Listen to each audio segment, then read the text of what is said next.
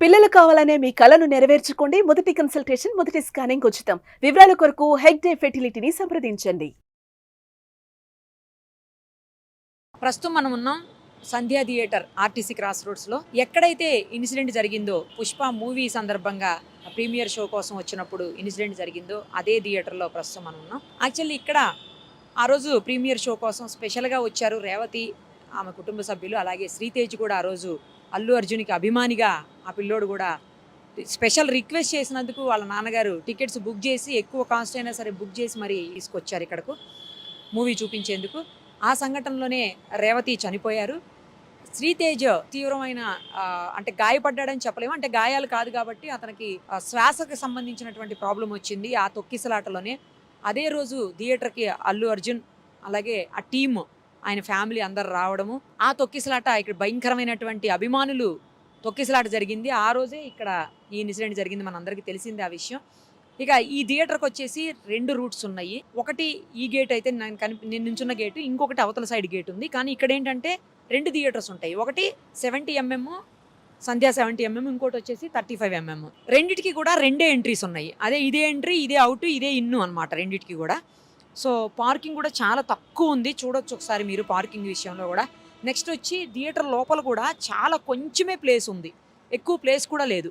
ఈ 70mmకి వచ్చేసరికి మీకు 1200 కెపాసిటీ అని చెప్తున్నారు సీటింగ్. 35mm వచ్చేసరికి 700 to 800 మధ్యలో ఉంటుందంట.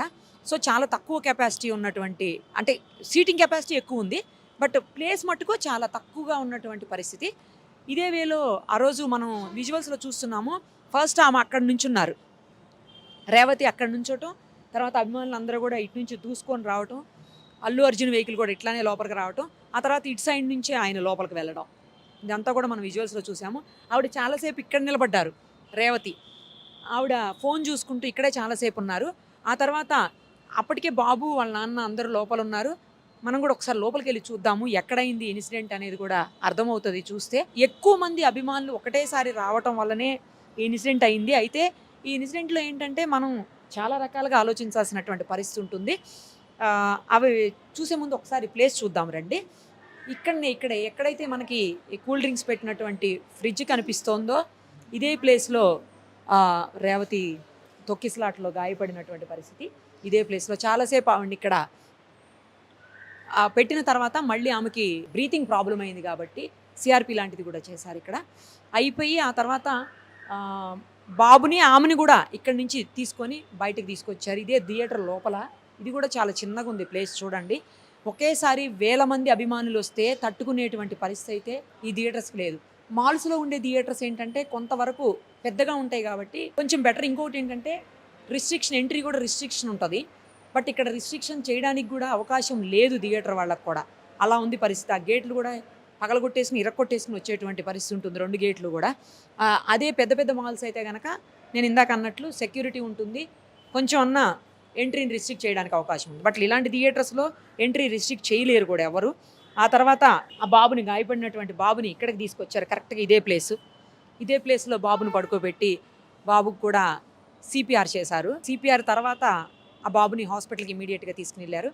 అప్పటికే ఆమెను కూడా తీసుకుని వెళ్ళారు కానీ బట్ ఆమెకి సిపిఆర్ చేసినా కూడా పెద్దగా యూజ్ లేకుండా అయిపోయి ఆవిడ ఆ ఘటనలో మరణించారు, మన అందరికీ తెలుసు. ఆ బాబు కూడా ఇప్పటివరకు కొంచెం కోలుకుంటున్నాడు అని అంటున్నారు. తనకి వెంటిలేటర్ సపోర్ట్ కూడా తీసేశారు, కొంతవరకు నెమ్మదిగా కోలుకుంటున్నాడు అంటున్నారు. దేవుడి దయ వల్ల ఆ బాబు క్షేమంగా బయటికి రావాలని అందరం కూడా కోరుకుందాము. ఒకేసారి ఇంతమంది అభిమానులు వచ్చినప్పుడు థియేటర్ వాళ్ళకు కూడా కంట్రోల్ చేయడం కష్టమైపోతుంది. అన్ని యాంగిల్స్లో కూడా ఒకసారి చూడాల్సిన అవసరం ఉంటుంది. ఒకటేంటంటే ఫస్ట్ అభిమానులు రావడం అనేది ఫస్ట్. సినిమా రిలీజ్ అయినప్పుడు, కొత్త మూవీ ఏదైనా వచ్చినప్పుడు దారుణంగా అభిమానులు మీకు పైన కనపడుతున్నాయి. అసలు ఎన్ని పోస్టర్స్ ఉన్నాయో పైన చూస్తే అర్థమవుతుంది, ఎన్ని ఫ్లెక్సీలు ఉన్నాయో, ఎన్ని పోస్టర్లు పెట్టుకున్నారో అభిమానులు. సో వాళ్ళ అభిమానం వాళ్ళది. వాళ్ళ హీరో మూవీ రిలీజ్ అయినప్పుడు ఆ మూవీ ఫస్ట్ ప్రీమియర్ షో లేకపోతే బెనిఫిట్ షో చూడాలని, లేదు అంటే ఒకవేళ కనుక హీరో వస్తే హీరోని కూడా డైరెక్ట్గా చూడాలని అభిమానం వాళ్ళకు ఉంటుంది. సో అలా రావడం తప్ప రైటా అనేది ఎవరని చెప్పలేము ఒకటి. ఇంకొకటి హీరో పాయింట్ ఆఫ్ వ్యూలోకి వస్తే, హీరో ఏంటంటే థియేటర్కి వచ్చినప్పుడు అభిమానులతో కలిసి సినిమా చూస్తే, అభిమానులతో కలిసి ఆ మూవీని ఫ్యామిలీతో అభిమానులతో అందరితో కలిసి చూస్తే వాళ్ళలో ఒక ఉత్సాహం వస్తుంది, ఇటు హీరోలోనే వస్తుంది, అటు అభిమానుల్లో వస్తుంది కాబట్టి తన ప్రమోషన్స్లో భాగంగా రావచ్చు. సేమ్ టైము వాళ్ళకి సెల్ఫ్ సాటిస్ఫాక్షన్ కూడా ఉంటుంది, అభిమానులతో కలిసి ఒక నార్మల్ థియేటర్లో చూసాము అందరి మధ్యలో కూర్చొనని. సో ఆ యాంగిల్లో ఆయన రైట్ ఉండొచ్చు. కానీ సేమ్ టైము ఇంకొకటి కూడా ఆలోచించాలి ఇక్కడ. అలా ఒక్కటేసారి వస్తే తనను చూడడానికి ఎంతోమంది అభిమానులు వస్తారు, వాళ్ళందరూ తొక్కుకుంటే ఎవరికైనా ప్రమాదం అయితే ఏంటి పరిస్థితి అనేది. సో ఇక్కడ మరి హీరోది తప్ప రైట్ అనేది కూడా మీరే చెప్పాలి. సేమ్ టైం ఎవరైతే పిల్లల్ని తీసుకొని వచ్చారో, అంటే చిన్న పిల్లల్ని తీసుకొచ్చినటువంటి ఇప్పుడు రేవతి గారి కుటుంబమే కావచ్చు, లేదా వేరే వాళ్ళు కావచ్చు, ఎవరైనా సరే చిన్న పిల్లల్ని తీసుకొచ్చిన వాళ్ళు ఏంటంటే అభిమానంగా, అందులోని శ్రీతేజకి చాలా చాలా ఇష్టం అంట అల్లు అర్జున్ అంటే. సో అలాంటప్పుడు అది ఎక్కువ రేట్ అయినా కూడా, కాస్ట్ ఎక్కువైనా కూడా, దాదాపు 12,000 ఎంత పెట్టి తీసుకున్నారు టికెట్స్ అని చెప్తున్నారు ఫ్యామిలీ మొత్తానికి. సో అది ఎక్కువైనా కూడా తనకి ఇష్టమైనటువంటి అభిమాన హీరో సినిమా చూడాలి, ఆ మూవీని చూపించడానికి తీసుకురావాలని తల్లిదండ్రులు ఇష్టంగా తీసుకొని వచ్చి ఉండొచ్చు. సో తన కోరిక తీర్చడం కోసం తీసుకొచ్చి ఉండొచ్చు. సేమ్ టైము అంత క్రౌడ్ ఉంటుంది. ఫస్ట్ డే బెనిఫిట్ షోనో ప్రీమియర్ షోనో వేసినప్పుడు కేవలం అభిమానుల కోసం వేస్తారు కాబట్టి అది చాలా ఎక్కువ మంది వస్తారు. ఏది ఏమైనా జరగచ్చు, తొక్కిసలాట జరగచ్చు, లేదా ఇంకోటి జరగచ్చు. ఇంకో పక్క నుంచి హీరో వస్తున్నాడని తెలిసినప్పుడు ఆ అభిమానుల ఉత్సాహం కావచ్చు, లేకపోతే ఆ నంబర్ కావచ్చు ఇంకా ఎక్కువ ఉంటుంది. సో వాళ్ళని ఆ పరంగా ఆలోచించినప్పుడు అభిమానులు ఇంతమంది వచ్చి ఒకేసారి తప్పు చేస్తున్నారు, ఇంతమంది ఎందుకు ఒకేసారి రావాలి, వాళ్ళకి ఇబ్బంది కదా అనే యాంగిల్. అంటే ఇప్పుడు అభిమానులది తప్ప రైటా, అభిమానంతో చూడాలని వచ్చింది తప్ప, లేకపోతే ఇంతమంది ఒకటేసారి రావటం కరెక్టా, ఏది? ఇందులో ఇంకో పాయింట్ ఏంటంటే బౌన్సర్స్ని ఇప్పటికే ఈ కేసులో అయితే యాంటోనీ అనే బౌన్సర్ని కూడా అరెస్ట్ చేశారు. సరే, బౌన్సర్స్ విషయంలో కూడా ఒకసారి ఆలోచిద్దాము. వాళ్ళని పెట్టుకున్నప్పుడు హీరోలు కానీ లేదంటే ఎవరైనా సెలబ్రిటీస్ కానీ పెట్టుకున్నప్పుడు వాళ్ళ డ్యూటీ ఏంటి? ఎవరిని కూడా, అంటే రోడ్డు మీద కనిపించే వాళ్ళని కానీ లేకపోతే పక్కన ఉన్న వాళ్ళని కానీ ఎవరిని కూడా హీరో దగ్గరికి రానియకుండా చూసుకోవాలి, లేదా ఆ పర్సన్ దగ్గరికి రానియకుండా చూసుకోవాలి. అదే వాళ్ళ డ్యూటీ. దానికి వాళ్ళు కొన్ని చోట్ల స్టిక్స్ పెట్టి చేశారు, స్టిక్స్ కూడా అడ్డం పెట్టారు, దానివల్ల కూడా జరిగిందని అంటున్నారు.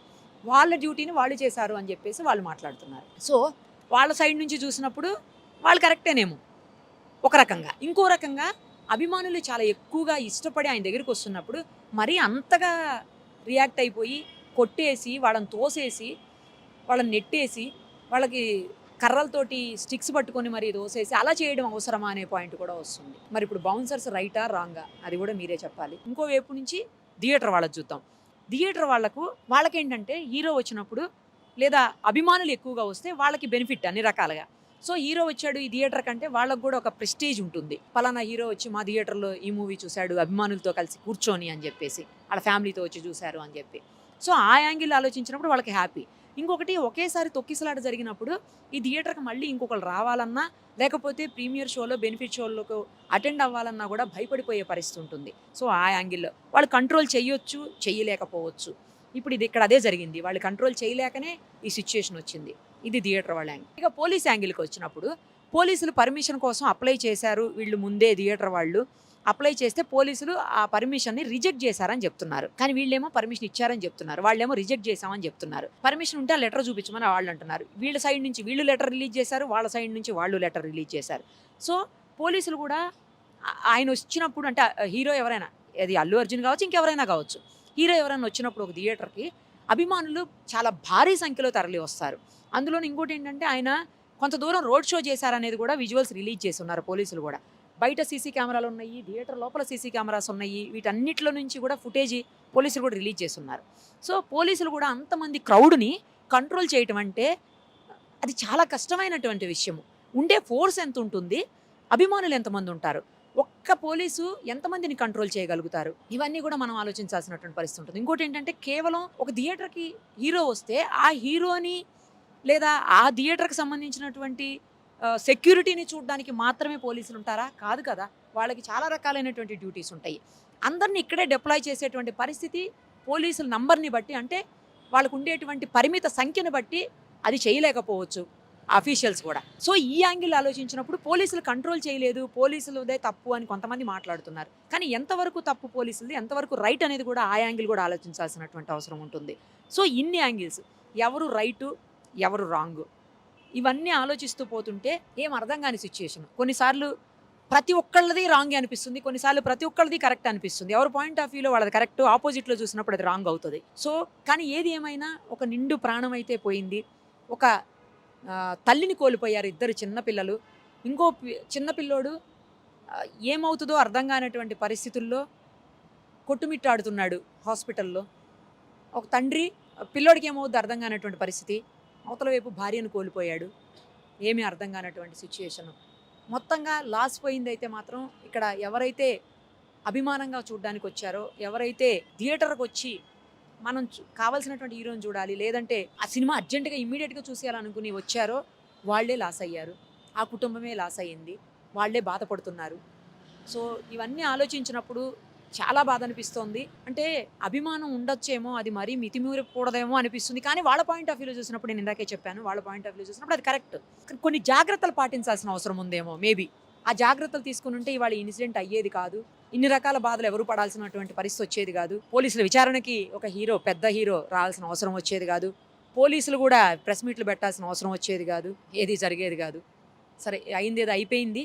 కానీ ఒక్కటైతే మాత్రం అందరూ దయచేసి పక్కాగా కోరుకోండి ప్లీజ్, శ్రీతేజ్ త్వరగా హెల్దీగా అయిపోయి బయటికి రావాలి, తను ఆరోగ్యంగా త్వరలో డిశ్చార్జ్ కావాలి, తను ఎప్పటికీ మంచిగా ఉండాలి. ఎందుకంటే బయటకు వచ్చిన తర్వాత కూడా అతని హెల్త్ ఎలా ఉంటుందో ఏమో అని కొన్ని డౌట్స్ ఎక్స్ప్రెస్ చేస్తున్నారు కొంతమంది. సో అలా ఏం జరగకూడదు.